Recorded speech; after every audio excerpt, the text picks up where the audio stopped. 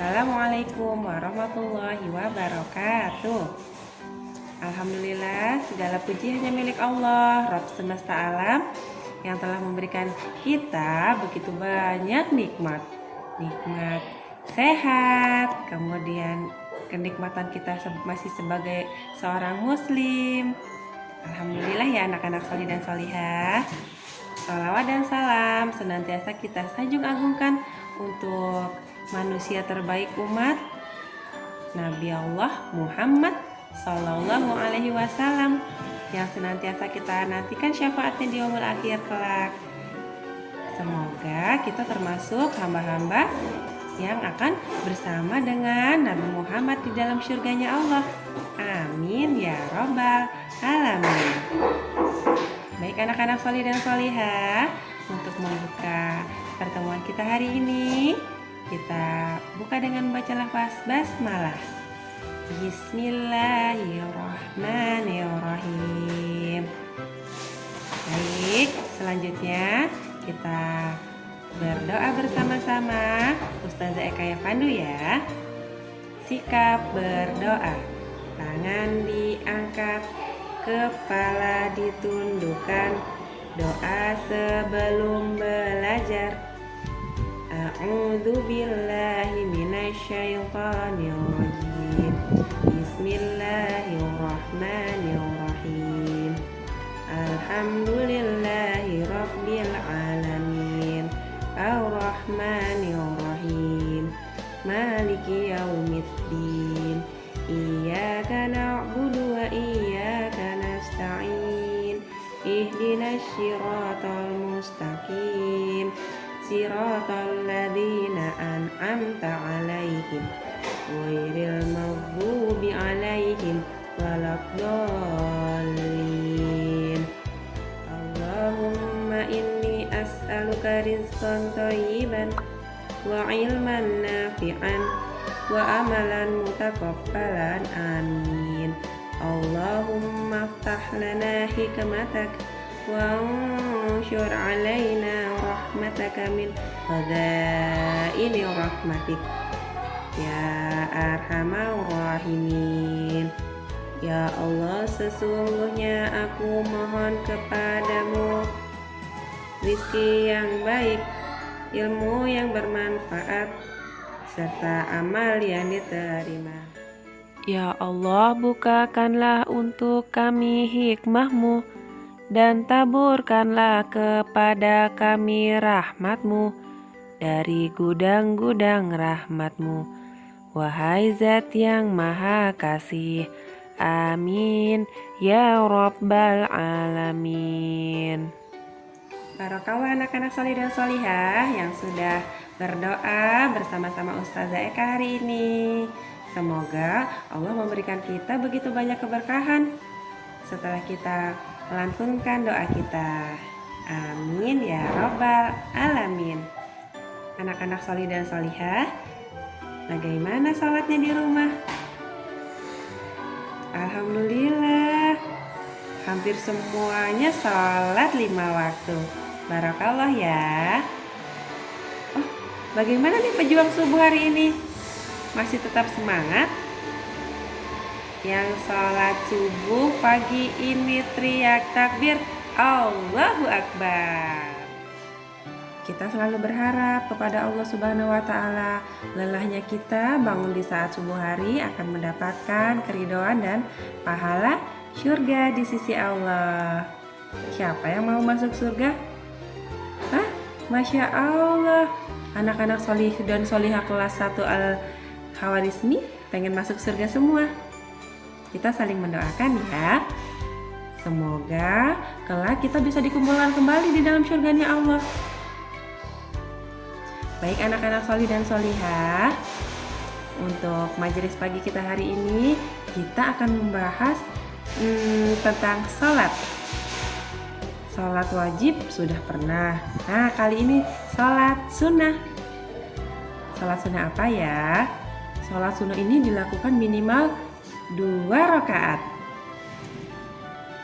Oh betul, sholat duha. Anak-anak, kalau dulu anak-anak waktu masih di TK itu sholat duhanya biasanya hanya 1 kali 1 pekan. Tapi ternyata ketika sudah SD ini anak-anak sholat duhanya jadi 5 kali. Masya Allah. Semuanya sudah melaksanakan sholat duha. Oh, barakallah yang sudah melaksanakan. Yang belum, setelah anak-anak menyaksikan majelis pagi ini boleh melaksanakan sholat duha. Boleh bareng dengan ayah dan bunda. Gitu ya. Baik, anak-anak, kita akan membahas tentang keutamaan sholat duha. Ada yang tahu untuk apa sih sholat duha itu sebenarnya? Penting nggak ya sholat duha itu? Sholat duha memiliki banyak keutamaan. Di antaranya adalah: pertama, pahalanya seperti bersedekah. Mengerjakan sholat duha memiliki nilai yang sama seperti nilai pahala sedekah. Sedekah yang dimaksud adalah sedekah yang diperlukan oleh 360 persendian tubuh kita. Setiap sendi tubuh setiap orang di antara kamu harus disedekahi pada setiap harinya. Mengucapkan 1 kali tasbih Subhanallah sama dengan 1 sedekah. 1 kali tahmid Alhamdulillah sama dengan 1 sedekah. 1 kali tahlil La ilaha illallah sama dengan 1 sedekah. 1 kali takbir Allahu Akbar sama dengan 1 sedekah. 1 kali menyuruh kebaikan sama dengan 1 sedekah. Dan 1 kali mencegah kemunkaran sama dengan 1 sedekah. Semua itu dapat dicukupi dengan melaksanakan 2 rakaat sholat duha. Hadis riwayat Muslim dan Abu Daud. Keutamaan kedua adalah dicukupkan kebutuhannya. Sholat duha merupakan sholat yang dilakukan untuk memohon rizki kepada Allah Subhanahu wa Ta'ala. Allah berjanji kepada setiap umat Islam yang rajin melaksanakan sholat duha untuk mencukupi kebutuhannya. Wahai anak Adam, rukuklah, sholatlah, karena aku pada awal siang atau sholat duha 4 rakaat, maka aku akan mencukupi kebutuhanmu sampai sore hari. Hadis riwayat Tirmizi. Keutamaan yang ketiga adalah meraih ghanimah atau keuntungan yang lebih cepat. Orang yang tekun melaksanakan sholat duha akan meraih ghanimah atau keuntungan yang lebih cepat atas izin Allah Subhanahu wa Ta'ala. Hal ini terjadi di zaman Rasulullah. Rasulullah membandingkan orang-orang mukmin yang melaksanakan sholat duha dengan mujahid yang berangkat bertempur ke medan perang yang berjarak dekat dengan tempat tinggal mereka, lalu kembali lagi dengan cepat ke tempat asalnya dengan membawa ghanimah atau rampasan perang yang banyak. Barang siapa berwudu, kemudian pergi pada waktu pagi ke masjid untuk melaksanakan sholat duha, maka hal itu adalah peperangan yang paling dekat, ghanimah yang paling banyak, dan kembalinya lebih cepat. Hadis riwayat Tirmizi dan Ahmad, Hasan Sahih. Keutamaan yang keempat adalah diganjar dengan rumah di surga. Orang yang sholat duha di awal hari akan dijanjikan oleh Allah sebuah rumah yang terbuat dari emas di surga. Barang siapa sholat duha 12 rakaat, maka Allah Subhanahu wa Ta'ala akan membangunkan baginya istana dari emas di surga. Hadis riwayat Ibnu Majah. Keutamaan yang kelima adalah mendapat pahala haji dan umroh. Orang yang melaksanakan sholat duha dengan tekun akan mendapatkan pahala haji dan umroh sempurna. Barang siapa yang sholat subuh berjamaah, kemudian duduk berzikir untuk Allah sampai matahari terbit, kemudian dilanjutkan dengan mengerjakan sholat duha 2 rakaat, maka baginya seperti pahala haji dan umroh sepenuhnya.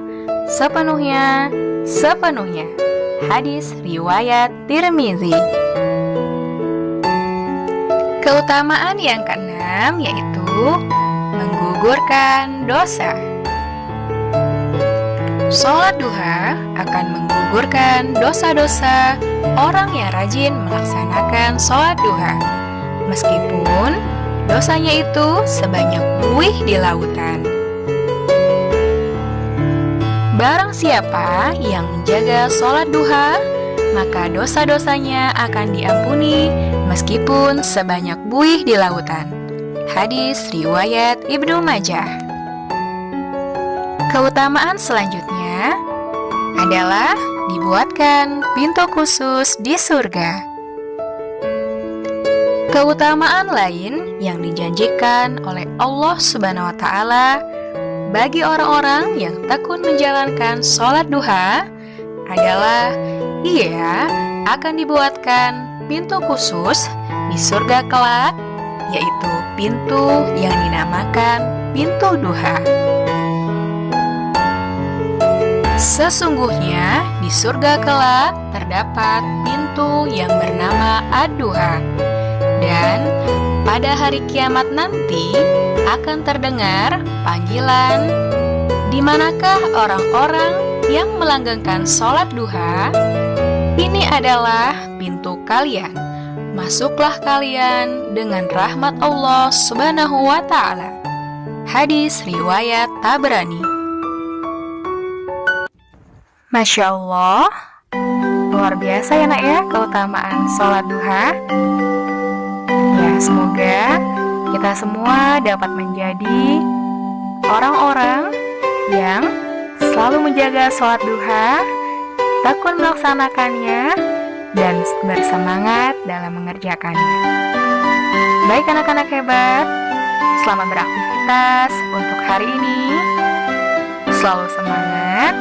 Semoga Allah memberikan kemudahan dan memberkahi seluruh aktivitas kita hari ini. Amin ya Rabbal Alamin. Demikian majelis pagi hari ini. Ustazah akhiri. Wassalamualaikum warahmatullahi wabarakatuh.